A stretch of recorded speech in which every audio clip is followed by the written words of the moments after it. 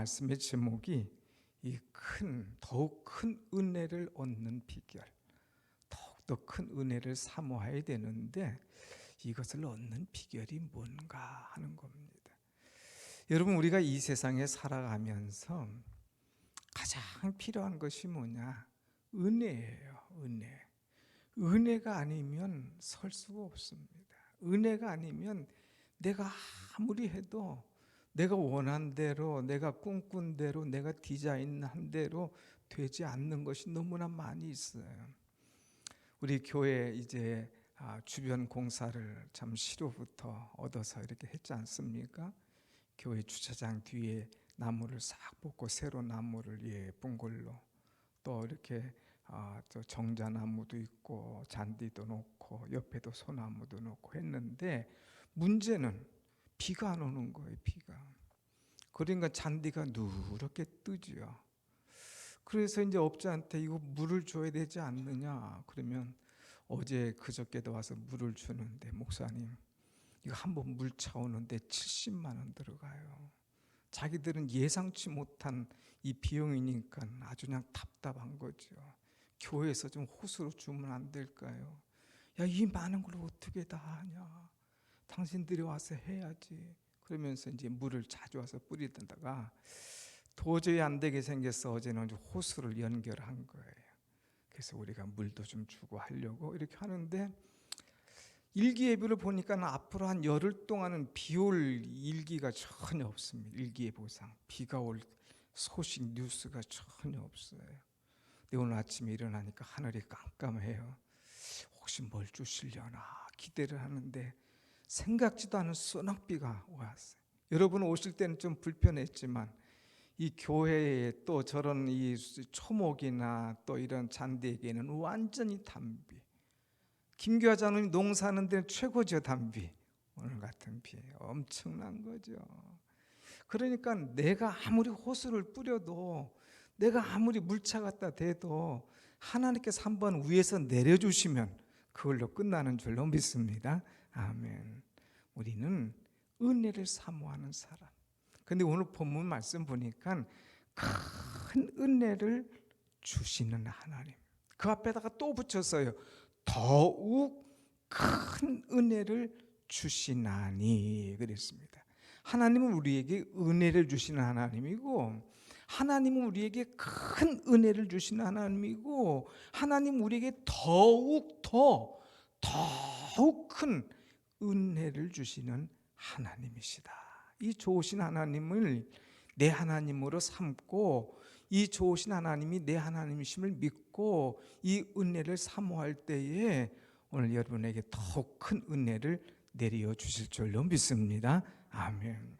그 여러분 기도할 때요, 말씀 붙잡고 하면 최고예요. 그냥 은혜로우신 하나님, 우리에게 은혜를 주옵소서 이렇게 하는 것보다 더욱 큰 은혜를 주시길 원하시는 하나님, 이 시간에 사모하며 나와싸움에 이 시간 모여 예배하는 자들에게 더욱 큰 은혜를 내려 주시옵소서. 문장이 다르잖아요. 그러니까 말씀 붙잡고 기도할 때에 하나님께서 우리에게 말할 수 없는 더욱더 큰 은혜를 분명히 소나비처럼 부어주실 줄로 믿습니다. 아멘. 그러면 이 더욱더 큰 은혜를 받는 비결이 뭐냐? 이 더욱더 큰 은혜를 얻기 위해서는 우리가 어떻게 해야 될 거냐 하는 거예요. 자, 오늘 말씀 보면 6절 하나씩 찾아보겠습니다. 6절 다 같이 시작. 그러나 더욱 큰 은혜를 주시나니 그러므로 일렀으되 하나님이 교만한 자를 물리치시고 겸손한 자에게 은혜를 주신다 하였느니라. 아멘. 하나님은 교만한 자를 물리치시고 겸손한 자에게 은혜를 주신다고 했었어요. 그러니까 하나님의 더욱더 큰 은혜를 받기를 원한다면 우리는 겸손해야 돼. 겸손. 나도 모르는 사이에 교만이 싹싹 스멀스멀 올라올 수가 있어요. 이거를 깨트려 버려야 돼요. 교만함만 버리고 주님 앞에 나갈 때는 이 교만한 마음을 다 끊어버려야 됩니다. 교만한 마음이라는 것은 자신을 자꾸 나타내려고 하는 마음. 내가 너보다 나아. 우월감. 우월하면서도 자신을 누가 좀 인정해 주길 원하면서 조금 자신이 나면 룩다운. 사람들을 경멸하는 거예요. 다 깔아보는 거예요. 이런 마음이 바로 교만한 마음이에요. 오늘 우리는 나보다 남을 더 낮게 여길 수 있는 그런 마음이 되어야 되는데, 사람들을 볼 때 우습게 보고 깐 보고 그야말로 참 이 약한 사람들, 없는 사람들을 힘들게 하는 그런 자가 되어서는 아니 된다고 하는 거예요. 그래서 오늘 말씀에 교만하지 않고 겸손한 자에게 하나님께서 은혜를 주신다. 우리가 은혜의 세계에 들어가려면 겸손해야 돼요. 세상 말로 계급장을 떼야 은혜의 세계에 들어가지, 이거 달고 있으면 은혜의 세계에 못 들어가는 거예요. 그래서 이제 우리가 은혜 받을 준비. 제가 신학교 다닐 때는 기도원에 가면 한 번도 그런 데 데려가 본 사람이 없으니까 아주 막 가방 딱 들고 넥타이 매고 구두 신고 그렇게 이 기도원에 간 거예요. 아니에요. 나중에 은혜 받아보니까 이게 다 거추장스러운 거야. 그래서 운동화 신고 작업복 입고 그냥 뒹굴어도 되는 그런 복장으로 가서 편하게 은혜 받고 뭐 눈물 흘려도 소리 질러도 엎드려도 아무 이상 없게 하고 가는 것. 그래서 우리는 자꾸 내 계급장을 떼고 내 모습을 버려야 됩니다. 하나님의 은혜 받으려니 나 목사네, 나 장로네, 나 전도사네 뭐 딱 범죄하고 있다가는 이 은혜가 안 돼요. 다 하나님 앞에 겸손한 마음으로, 주여 주인의 땅에서 떨어지는 부스러기라도 줬사오니 내가 그 은혜를 사모합니다 하면서 나아갈 때에 우리는 이 은혜를 받을 수가 있습니다. 베드로전서 5장 5절에도 하나님은 교만한 자를 대적하시고 겸손한 자에게는 은혜를 베푸신다 그랬어요. 겸손한 자에게는 은혜를 베풀지만 교만한 자는 대적한다. 하나님이 끊어버리신다. 상대를 안 하신다 이거예요. 근데 우리는 나도 모르는 사이에 교만이 스멀스멀 올라올 때가 있어. 조금 믿었다고, 조금 안다고, 조금 내가 좀 나이가 있다고, 우리에게 교만한 마음, 우리는 다 버릴 수 있는 이 마음, 아이같이 순수한 마음으로 하나님 앞에 두려운 마음을 가지고 나올 때에 우리는 은혜가 우리 속에 넘치게 될 줄로 믿습니다. 아멘. 어떤 여성도가 있었는데 주일날 교회 왔어요. 교회 왔는데 얼마나 은혜를 받았는지 모릅니다. 그런데 그 다음 주에 왔는데는 그 지난주처럼 은혜가 없었어요. 그래서 담임 목사님이 물어봤습니다. 제가 지난주에는 큰 은혜를 받았는데 이번 주에는 은혜를 못 받았어요. 목사님 왜 그럴까요? 그랬을 때 목사님 대답했습니다. 지난주에는 오직 주님 바라보고 하나님 앞에 자신을 드리려고 했기 때문에 당신은 은혜 받은 거야. 근데 이번 주는 와서 목사를 보고 목사가 얼마나 설교를 잘하나, 목사의 설교에 기대를 하다 보니까 은혜를 못 받은 거야. 은혜는 목사의 설교가 중요한 게 아니라 하나님 앞에 나를 드리려고 하는 그 마음, 그 마음이 있을 때에는 설교가 길든 짧든 잘하든 못하든 하나님 앞에 나는 죄인이기 때문에 나 같던 이 죄인에게 이런 은혜를 주시니 이게 무엇으로 내가 감당하리요? 그런 마음으로 이제 예배 참석하니까 은혜지, 그게 아니고 자꾸 사람이 보이면 평가하게 되면 그 다음에 문제가 생긴다 하는 것을 가르쳐 줬습니다. 오늘 여러분 사람을 보지 말고 믿음의 주요 또한 온전케 하신 예수님 바라보면서 주 안에서, 교회 안에서 예배를 통하여 꼭 하나님께서 주시는 넘치는 은혜를 받는 여러분이 되시기를 축원합니다. 아멘. 두 번째는 우리가 이 큰 은혜를 얻는 비결이 뭐냐? 7절 말씀이에요. 다 같이 한번 7절 말씀 봅시다. 시작. 그런즉 너희는 하나님께 복종할지어다. 마귀를 대적하라. 그리하면 너희를 피하리라. 우리가 큰 은혜를 받는 비결이 뭐냐? 다른 것 없어요. 하나님의 말씀에 복종하면 된다는 거예요. 복종. 이 복종이라고 하는 말은 무슨 말이냐? 이건 군대 용어예요. 복종은 군대인데, 군대 용어인데 아래에 논다는 말이에요. 아래에 있는 사람이 자꾸 높은 사람 주위관의 머리 꼭대기에 올라가려고 한다? 그거는 체제가 안 서는 거예요. 군대는 어쩔 수 없어요. 높은 사람이 주위관이 명령하면 아래 사람들은 예하고 순종해야 복종이 되고, 그것이 지휘계통의 이 권위가 딱 쓰고 그것으로 모든 것을 이루어갈 수가 있는 거예요. 우리는 하나님의 말씀에 뭐 코 달고 뭐 이유 달고 할 것도 없어요. 복종, 이해. 그냥 주님의 말씀 앞에 내가 놓는다 하고 항상 말씀에 순종하고 말씀에 복종할 자세를 가지는 것, 이것이 바로 은혜 받는 비결이에요. 은혜 받을 때는 어때요? 초신자 때는 무조건 예하잖아요. 예. 그런데 언젠가부터 예가 아니라 자꾸 아니요, 글쎄, 자꾸 내 얘기가 나와, 내 생각이 나와, 내 의견이 나와. 언제부턴가는 자꾸 나를 주장하게 되면 그때는 은혜가 떨어지는 거예요. 우리는 철저하게 하나님 말씀이면 이해할 수 있는, 복종할 수 있는 그런 자세가 있어야 돼요. 한번 보세요, 여러분. 너희는 하나님께 복종할지어다 해놓고 그 복종하라고 하면 됐지 왜 사단 얘기는 나와? 마귀를 대적하라. 그리하면 너희를 피하리라. 복종하라고 했는데 왜 마귀 얘기가 나왔을까? 마귀는 하나님의 말씀에 복종 안 하거든요. 자꾸 대들으려고 그래요. 자꾸 받으려고 그래요. 자꾸 딴 얘기를 하는 거예요. 그러니까 내가 순종하려고 하는데 자꾸 와서 딴 얘기하는 사람이 있어? 자꾸 사단처럼 너를 순종하지 못하게 하는 사람이 있어? 그것들을 대적해. 그리고 오직 하나님 말씀 따라. 그것이 내가 사는 비결이고, 그것이 내 영이 건강한 비결이고, 그것이 내가 축복받고 은혜 받는 비결이야 하는 것을 가르쳐 주는 거예요.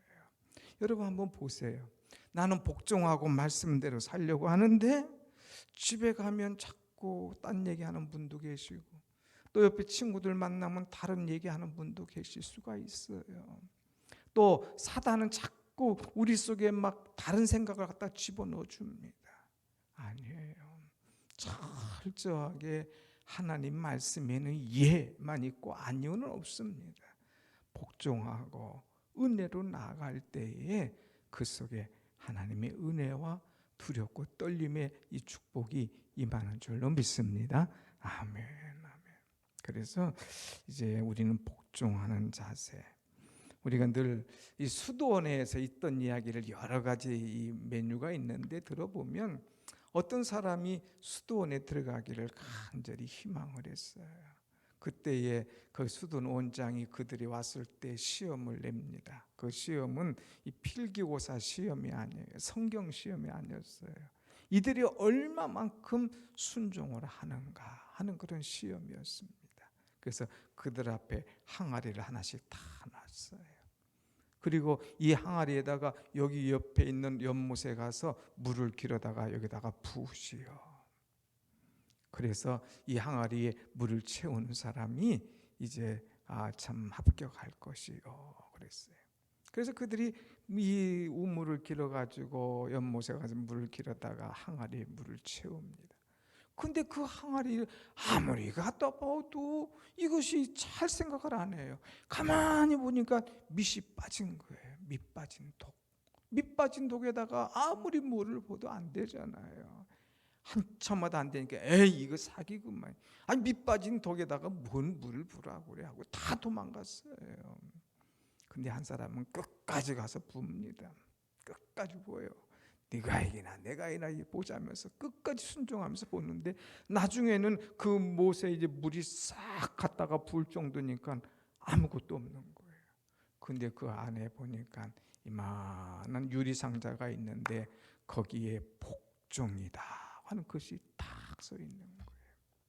끝까지 복종하고 다른 사람 다 도망갔는데 그거를 부어가지고 떠다가 붓고 하면서 이제 끝까지 복종하고 순종할 때에 그 모습을 보고 그를 합격시켰다고 하는 이야기가 있습니다. 여러분, 우리가 신앙생활하면서 하나님의 큰 은혜 받는 비결은 끝까지 복종하는 거예요. 복종. 누가 그랬습니까? 아브라함이 그랬잖아요. 자식 이삭을 갖다 바치라 할 때에 하나님 줄 때는 언제고 가져갈 때는 언제입니까? 좀 어렸을 때 데려가지. 지금 다 20살 정도 다 커서 자식 키우는 맛이 있는데 왜 이때 달라고 합니까? 궁시렁궁시렁 될 수 있잖아요.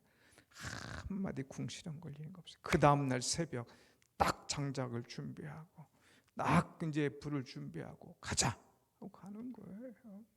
올라가서도 이제 하인들이 막 뗄까봐 하인들은 산 밑에다 내려놓고 또 위로 모리아산 꼭대기까지 올라가는 거예요. 아니 아버지, 이 다른 거 다 이 준비되는데 양은 어디 있습니까? 그거 하나님께서 알아서 준비하신다. 가자, 잠만 말고. 데리고 올라갑니다. 그리고 칼을 잡습니다.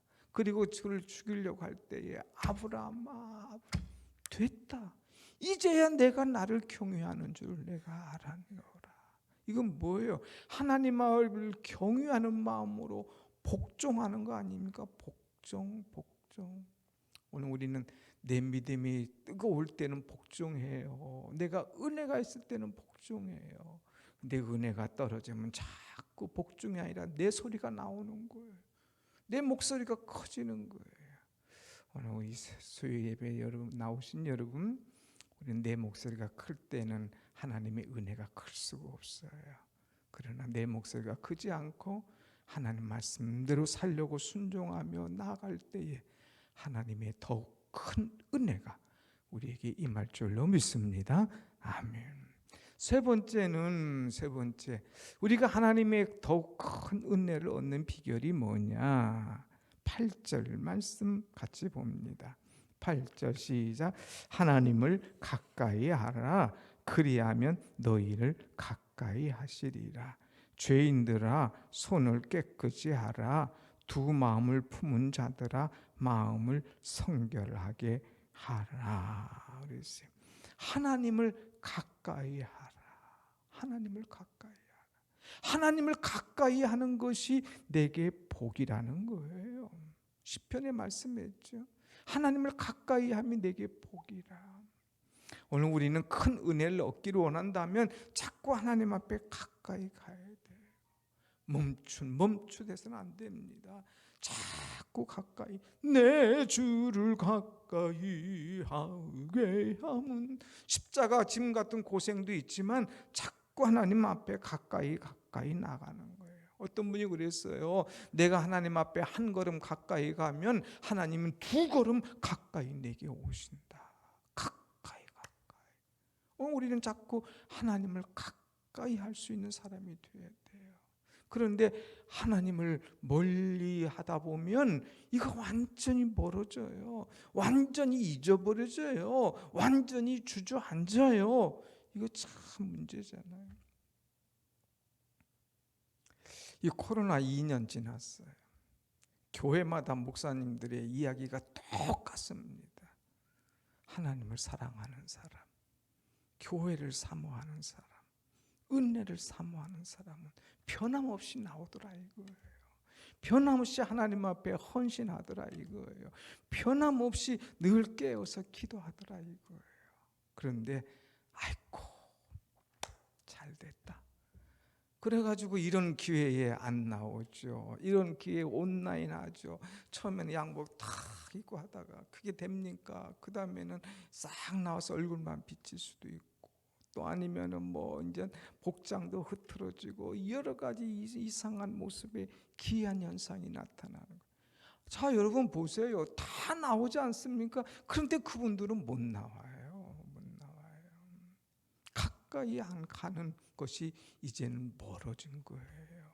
이거 심각한 문제 아닙니까?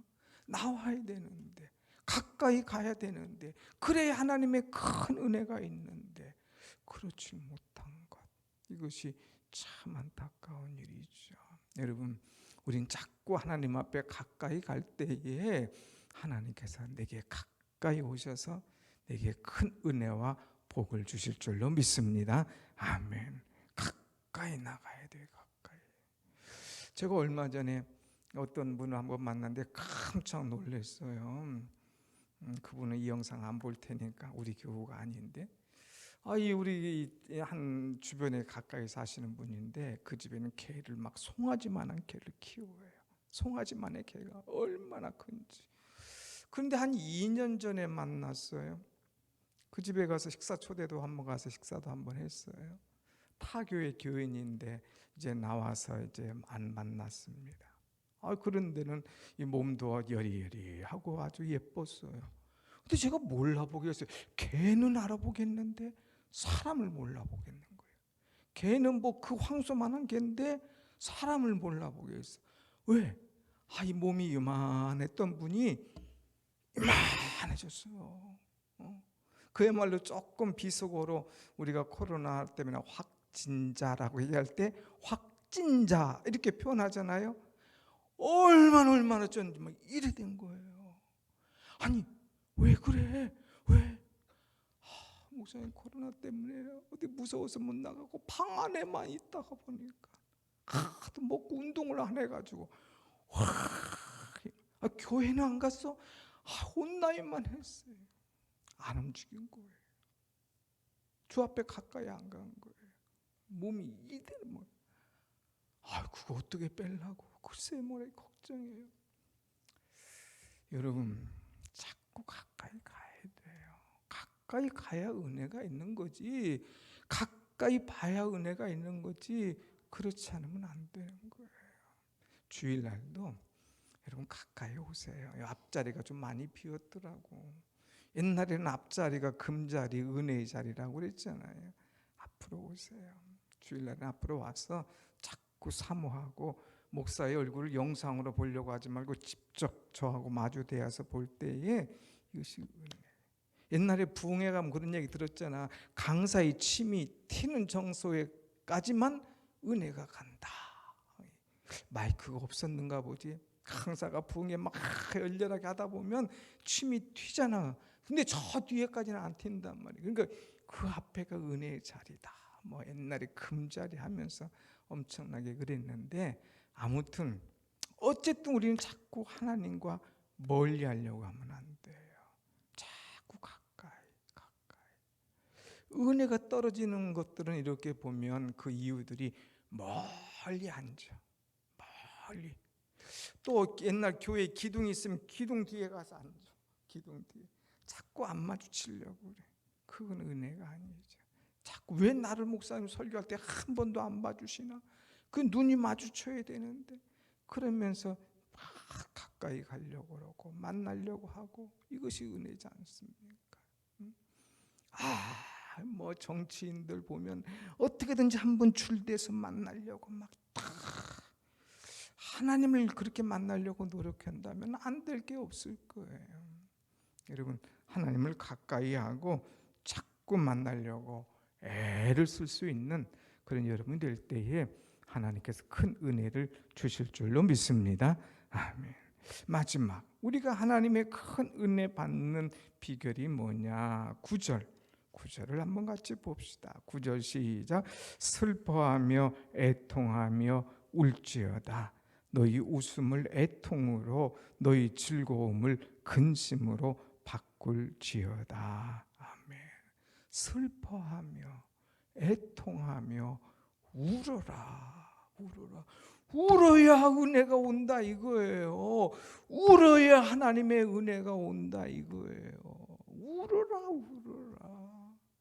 여러분, 우는 사람 보면 애처롭잖아. 자식이 엄마 앞에 울으면 엄마 아버지 마음이 녹아지는 거야. 뭐가 그렇게 원하냐? 해주고 싶은 마음이 부모에게 있잖아요. 우리가 하나님 앞에 우는 마음, 슬퍼하며 애통하며 울을 때에, 특별히 나의 죄 문제를 놓고 울을 때에, 남편의 죄 문제와 남편의 신앙 문제를 놓고 하나님 앞에 애통해야 할 때에 하나님께서 은혜를 주신다 이거예요. 특별히 내 문제를 놓고 애통하면서 기도할 때에 하나님께서 은혜 주시는 거예요. 은혜 주시는 거예요. 한번 은혜가 와봐요. 막 눈물바다, 콧물바다 되는 거예요. 이럴 때는 하나님의 큰 은혜가 안 올 수가 없는 거예요. 안 올 수가 없는 거. 여러분, 하나님의 은혜를 사모하면 기도하세요. 여러분의 죄 문제를 놓고, 가정 문제를 놓고, 남편과 자식과 아내의 문제를 놓고 애통하며 근심하며 기도할 때에 하나님께서 열어주시잖아요. 욥이라는 사람은 부자였어요. 잘 나가는 사람이었어요. 그런데도 이제 아들들 생일이 되면 하나님 앞에 다 자식들 생일, 본인 생일 되면 한 가족이 모였습니다. 그래서 그들의 이름을 불러가며 하나님 앞에 기도하는 거예요. 하나는 혹시 아버지가 부자다 보니까 이들의 신앙이 흔들리지 않도록, 아버지가 잘 살다 보니까 이들의 믿음이 해이해지지 않도록 하나님 이들을 사랑하여 주옵소서, 용서하여 주옵소서. 자식들을 놓고 간절히 애통하며 기도했다는 거예요. 눈물로 흘려 하나님 앞에 기도한 자식은 딴 길로 갈래야 갈 수가 없습니다. 그래서 여러분들이 자식을 위해서 눈물을 흘려 여러분의 문제를 놓고 하나님 앞에 애통하며 기도할 때에 하나님께서 그들을 들으시고 그 모든 것들을 회복시켜 주시는 그런 은혜가 임할 줄로 믿습니다. 아멘. 하나님은, 같이 합시다. 하나님은 사랑의 하나님이십니다. 하나님 우리를 꾸준하게 사랑하시는 하나님이에요.